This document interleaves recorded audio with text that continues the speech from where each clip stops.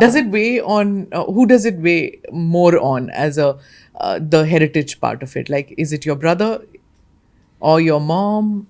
I don't think it weighs on anybody so much. I think I can certainly speak for myself that I enjoyed as a youngster growing up. All young girls enjoy playing princess and dressing up. And I said, I am a princess. Although I was born in 1978 and princely titles were abolished in 1971. So my brother technically was born a prince. I was not, but I still felt like I can still have some claim to royalty. And I was a student of history, so I enjoyed the historical aspect of it.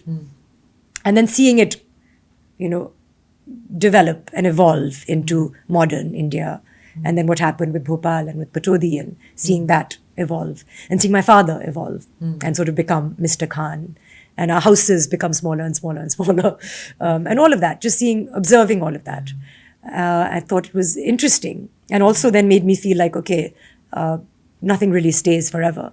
And it's very important. Therefore, what's happened to the Bhopal house? Finally? Gone? No, there's lots of... it's still in court? The palace became the university, and all of Bhopal is, I think there's a lot of court cases and litigation. It's still in court? Yes. Okay. That's where I did the interview. In the palace. So there are, it wouldn't have been the palace grounds. Because the palace became the university. There was a Flagstaff house that, we used to live in. Maybe that, yeah. It was probably that. There were horses in the back and things like that. Yes. That's the one. Yes. Where I did the interview. It's beautiful. My brother actually spent his first 5 years in Bhopal. There were those gorgeous paintings and things on the wall there. Are they beautiful homes? Could you retrieve any of that, or is it? So I think that everything that is in Bhopal is still in Bhopal. Okay. But there was Bhopal growing up. There was Patodi growing up. Okay. There was Delhi, of course. My mother lived in Mumbai. So there were lots of things. And your mother's side, the Tagore connection. What was that? How is she? Tell me again. How is she related? Rabindranath Tagore had, I think, about 14 siblings, and his brother Gaganendranath Tagore, who was a painter and brought Cubism to India. Actually, he was Amma's great grandfather. Okay. So Rabindranath Tagore would have been her great granduncle, and he was very close to my grandmother and both my grandmother and my grandfather, my mother's parents. But my grandmother was very close to him. And they spent time together in Shantiniketan.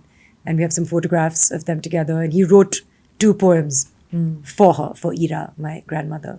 Okay. And then signed something, which then my grandfather threw away. And my grandmother was very upset with him for a very long time. Okay. Yeah. Oh my God. Yes. What a thing to do. I know. But then some husbands do these things.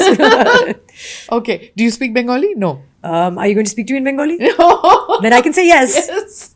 You acted in your first movie was Bengali. Yes, but right? I was very mute. Okay. If you see the film, I again say there's one monologue. And then even in the film I did after that with Ritu Panagosh, that was called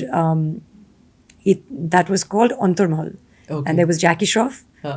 He doesn't speak Bengali. He does not speak Bengali. He had a very long moustache and he held a cat. And whenever he had to speak, I think he just brought the cat up into frame. And then there was someone under the table that would prompt him, and it was lots of fun. And there was Abhishek Bachchan. Yeah, who doesn't speak Bengali? Who also doesn't speak Bengali. But his character is Bengali speaking connection, Hindi. right? Of course. Yeah. Jayadi and of course. Yeah. But he was not required to speak also Bengali. He was speaking Hindi, and he played a potter. And there was my character's Choti Bahu, very demure, very mute, lots of crying, and which I do very well. So that was fine. That was not a problem. Okay. But to answer your question, no, I don't speak Your Bengali. mom speaks Hindi with that Bengali accent. When I was in school, they used to ask me to, speak. So I used to do a Zeenat Aman mimicking. I used to do a Sharmila Tagore mimicking. Oh, can you do one now? No, absolutely not. I can't either. But I would do this because she very distinctly. Yeah, very. Her Hindi had that little twang to it. Yeah. So her first language is Bengali, and even now.